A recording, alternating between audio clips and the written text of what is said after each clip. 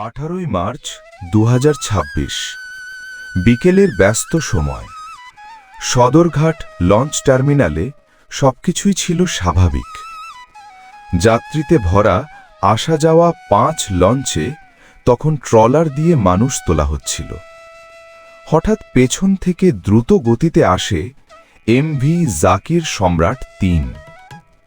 এক মুহূর্ত, একটি জোরালো ধাক্কা, আর তারপরই শুরু হয় আতঙ্ক। লঞ্চ দুলে ওঠে, অনেক যাত্রী পানিতে পড়ে যান, চারদিকে চিৎকার আর বিশৃঙ্খলা। কিছুক্ষণ পর উদ্ধারকারীরা পানিতে খুঁজে পান দুজনের নিথর দেহ। আরও দুজন তখনও নিখোঁজ। এই মর্মান্তিক দুর্ঘটনা আবারও মনে করিয়ে দিল, নদীপথে সামান্য অসতর্কতা কত বড় বিপদ ডেকে আনতে পারে। ঘটনার পরপরই প্রশাসন একটি তদন্ত কমিটি গঠন করেছে। নদীর ব্যস্ত এই ঘাটে সেদিনের সেই বিকেল অনেক পরিবারের জন্য হয়ে রইল চিরকালের দুঃখের স্মৃতি। আপনি যদি এখন সুস্থ ও নিরাপদে থাকেন, আলহামদুলিল্লাহ লিখে কমেন্ট করে জানান।